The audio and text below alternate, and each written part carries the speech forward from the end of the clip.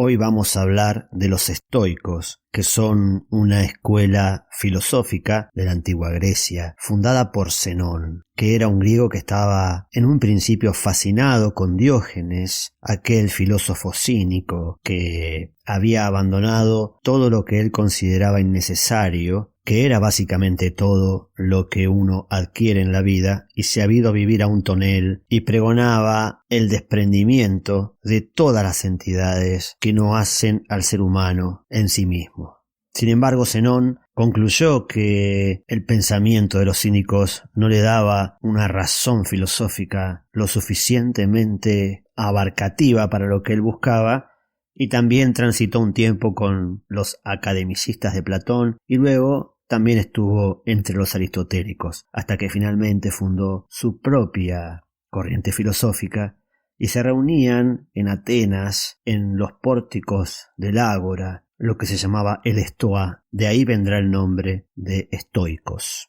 Los estoicos tomaron de los cínicos la idea de vivir con lo indispensable, pero había algo que iba más allá de eso. Ellos estaban en contra de todo lo que es secundario y no tiene valor, pero consideraban que secundario y sin valor también era el placer, la búsqueda de la felicidad, y todo aquello que no estuviera determinado en cierta manera por el destino. La muerte, por ejemplo, era algo que aceptaban sin ninguna contrariedad. Para los estoicos, el amor no debe ser un amor pasional, sino que se debe amar porque se debe amar. El amor es un deber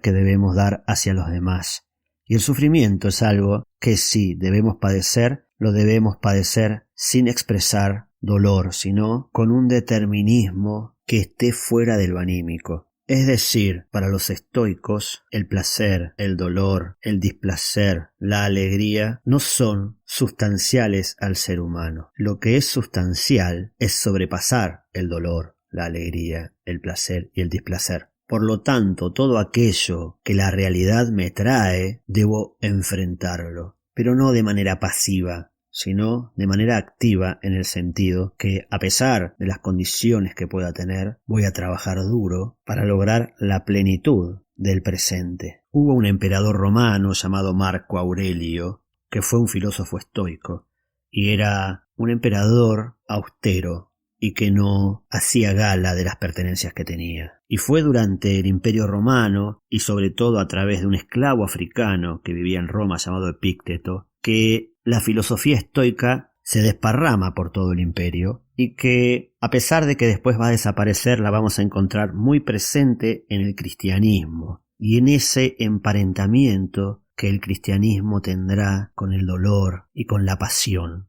en el sentido del sufrimiento, y que también dará la posibilidad de la compasión, que es sufrir con el otro, ya que pasión quiere decir sufrimiento y con es hacerlo junto a otro. Por lo tanto, aunque muchos creen que ser estoico es aguantar el sufrimiento, ser estoico es en realidad tener la capacidad de compadecerse, es decir, de poder hacer propio el sufrimiento ajeno. Me despido con una frase de Zenón, el fundador de la escuela de los estoicos, que dice así: recordad que la naturaleza nos ha dado 2 oídos y una boca para enseñarnos que vale más oír que hablar.